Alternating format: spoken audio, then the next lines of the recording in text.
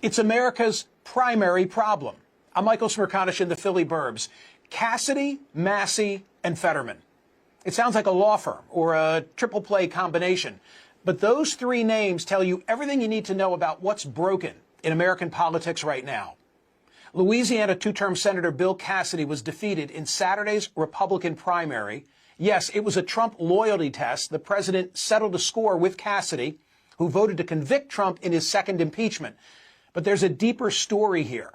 Louisiana didn't always have closed party primaries. For 50 years, it ran a jungle system. Every candidate on one ballot, top two advance regardless of party. And that's how Cassidy built coalitions that included independents and moderate Democrats. Then the state legislature killed it, partly, as the Washington Post points out, to get rid of Cassidy. And it worked. Now each party has their own primary, and while anyone may vote in it, unaffiliated voters have to pick a side and stick to it through the runoff, cutting down on the crossover vote. And it's not just Louisiana. It's a national pattern, and both parties are guilty. California Democrats are pushing to eliminate their jungle primary. Alaska Republicans are trying to get rid of both ranked choice voting and an open primary. This in a state with over 60% independent voters.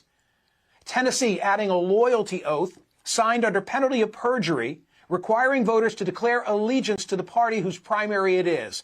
And in Washington, D.C., Democrats are simply ignoring a 2024 referendum that voters passed to open their primaries.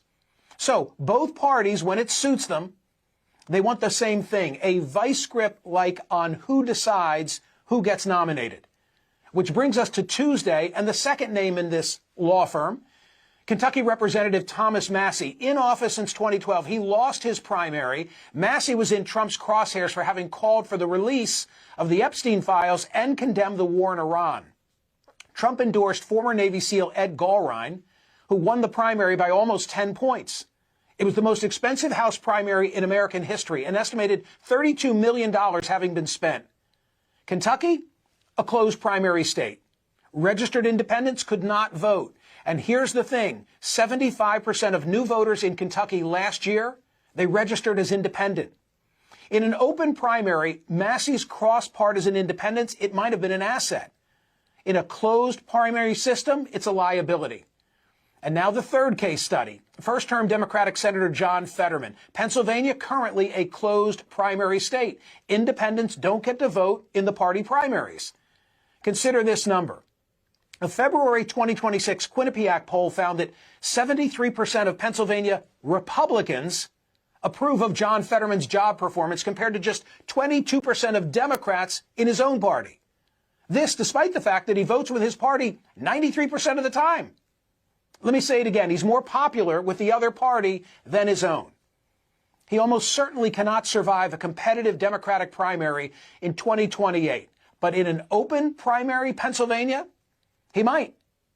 And arguably, we don't have to wait until 2028 to see how this all plays out, because just this week, Chris Rabb, a self-described Democratic socialist, won an upset victory in the Democratic primary in Pennsylvania's 3rd congressional district. He got almost 45% of the vote. A key fact, there's no Republican in the race. So Rabb is going to go to Washington having never faced a single independent or Republican voter. Two more centrist candidates finished second and third. They received a combined vote of over 53%. The majority, they chose differently, but the system just didn't care. Now, that's an extreme example of a common situation. In most congressional districts across the country, the primary is the only election that matters. It's worth noting that the fastest growing block of voters in Pennsylvania, those registering with no party affiliation. Since 2000, that number has more than doubled. And those registered in minor parties, if you add them in, you've got 1.5 million Pennsylvanians who are not registered as Ds or Rs, can't vote in primaries. They're enough to determine many an election in this swing state. At present, both the Pennsylvania House and Senate are considering bills to allow independent voters to participate in primaries. And this week, Democratic Governor Josh Shapiro announced that he's open to getting a bill on his desk to open up the primaries. As he should. A Franklin and Marshall College poll shows that over 3/4 of Pennsylvanians favor an open primary. And it's not just my state. According to Gallup, in 2025, a record high 45% of U.S. adults self-identified as independents, while equal shares, just 27%, identified as Republicans or Democrats. More than half of Gen Z and millennial voters are independent. Voters are leaving both parties in droves. 10 states have more registered independents than any other group. Full disclosure, I've got skin in this game. I'm the lead plaintiff in a lawsuit to open up the primary system in my home state of Pennsylvania. So when I tell you that this matters, understand that I believe it enough to put my name on it in court. Closed primaries may just have cost Bill Cassidy and Thomas Massie their offices. And unless something changes, they could cost Fetterman the Democratic nomination for the Senate in 2028. The logic is simple. When more vote, when more choose, we water down the influence of the fringes. Independents should be able to vote in primary elections. That's not a partisan argument.